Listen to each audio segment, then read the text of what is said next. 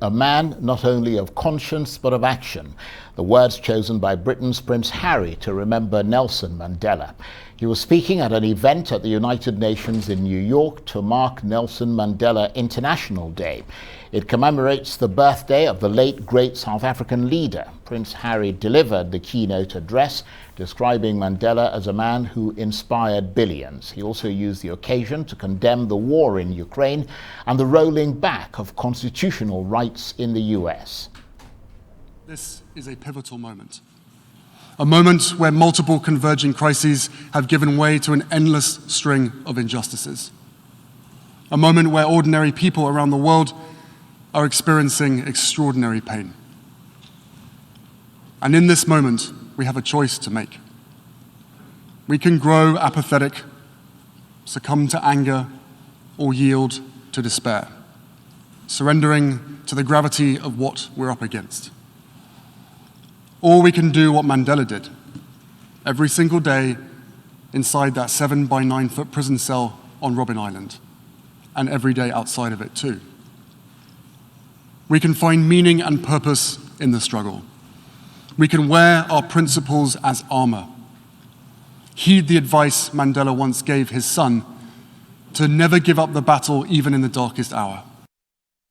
The Duke of Sussex, Prince Harry there. Well, for more on this, we can cross live to the United Nations in New York, where Arise international correspondent Faith Orr joins me now. Great to see you, Faith. So the legendary Nelson Mandela remembered today at the UN in New York. Bring us the highlights of the day.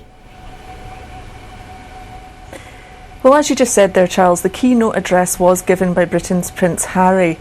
Now, that speech was one in which he remembered Mandela as an inspiration to billions around the world, but he also remembered him in a personal capacity. He said that his favourite photo of Mandela was one that was taken with his mother, Princess Diana, in Cape Town in 1997. And he said that through everything he had endured, he always had a smile on his face. And in that particular photo, he said it was this playful grin. That photo hangs on Harry's wall. It was given to him as a gift by Archbishop Desmond Tutu. And he said that that was one of the things, that although Mandela, he said he wasn't perfect, he was something better than that. He was human. And so many people across the continent have been following in his footsteps. Harry said he first went to Africa when he was 13 and said that it's a continent that for him in which he's found peace and harmony on so many occasions, where he feels closest to his mother and where he has gone to seek solace in the years since her death. But in the words of, he used the words of Mandela himself as well, in the 27 years that he'd been in Robben Island, and he said that he knew that that was where he was, not who he was. We also heard from Amina Mohammed, the Deputy Secretary General, Eric Adams, New York City Mayor, as well as prize winners at the event. And of course, in addition to that, Faith, on this day, I understand various events are held to honour Mr. Mandela and to promote the different projects that were inspired by his achievements. Some people also volunteering for social organisations today to pay tribute to Mandela. Yes, so the theme of the day this year is do what you can, when you can, wherever you are. And people are encouraged to spend 67 minutes today in service to others.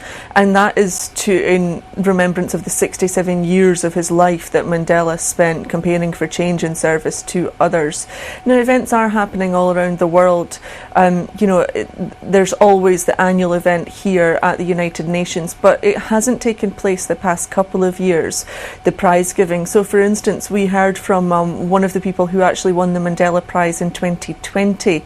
He's the Foreign Minister of Guinea. He's also a doctor, and he said he had been set on his path as a young, ambitious doctor when 12-year-old twins were brought into his hospital. They had undergone female genital mutilation. He said they lost a lot of blood and they died. And he said that set him on the path of rebellion against FGM. And, he thought he should be taking a stand. And he said it was hugely honouring to now be remembered, as part of Mandela's name with this prize, and said that so many people should, be embodying his ideals, and it doesn't matter how much you can do. He says part of what he needs to do now is help rebuild his country as the Foreign Minister of Guinea. Of course, we know that there's lots of change happening there. So there's everything from very small actions to something along the lines of what he's doing. We also saw another woman honoured. She had spent decades battling childhood cancer. But as I say, everyone around the world is invited to spend 67 minutes today trying to do some service for other people in honour of the work of Nelson Mandela. So, as you said, a very significant day, also celebrating the importance of the principles of Nelson Mandela, but also significant, I suppose, Faith, because the world still faces challenges that were there during Mr. Mandela's life, such as racial intolerance, the divide between rich and poor, and issues such as hunger and food insecurity. Yeah, all of those issues, as well as, climate change and the pandemic, were brought up by the various speakers. Prince Harry said that the world is on fire and that leaders need to take action. He says, these historic temperatures, historic weather events that we're seeing are no longer historic. They are part of our daily lives.